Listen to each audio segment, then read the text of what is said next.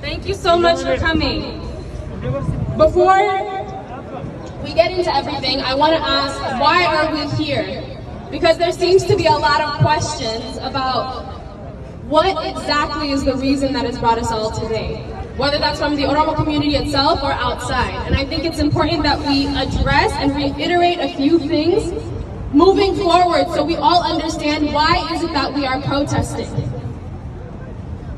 First and foremost, of course, the assassination of Hachalu Hundessa. Now there is a lot of conversation about not knowing the circumstances around his death and then now questioning the reason for protest. It is important to remember, however, the struggle for Oromo freedom did not just begin with the assassination of Hachalu. This is the last straw. This is the straw that broke the camel's back. Hachalu's assassination is a representation of over 100 years of subjugation. And that is what we are fighting for. Regardless of who pulled the trigger, the response from the government is an example of the lack of support and protection that so many minority groups in the country experience.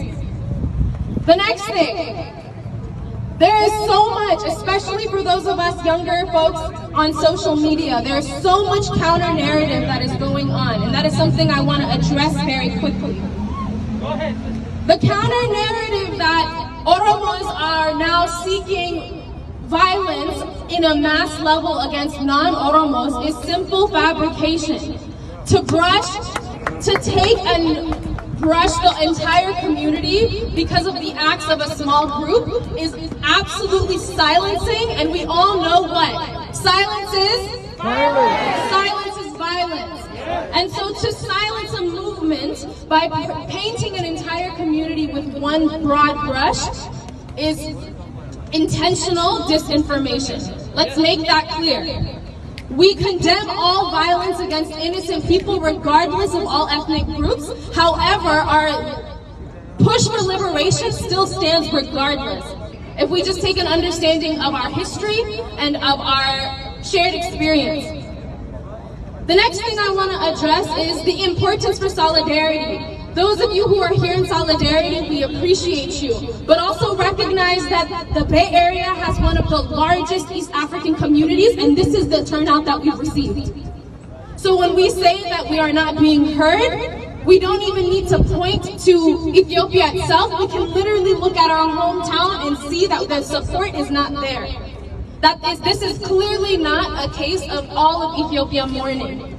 So when we say we want to be united, unity comes with the taking on of each other's pain and the taking on of each other's trauma and protecting that.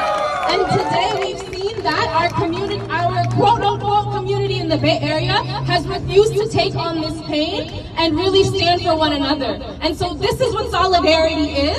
And if folks who have chosen not to be here have chosen to take the stance of lack of solidarity, and that in itself is an act of violence. Use your privilege here in the United States to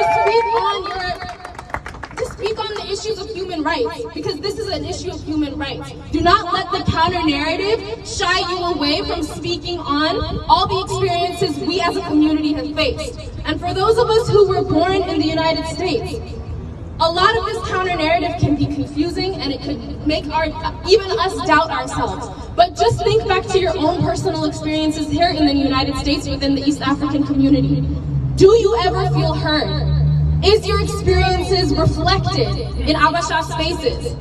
No. This is speaking from somebody who's born and raised here, has been in every East African space, and you still have to kick and scream just for your music to be played, just for your clothes to be on a stage, just to have somebody learn how to say hello in your language.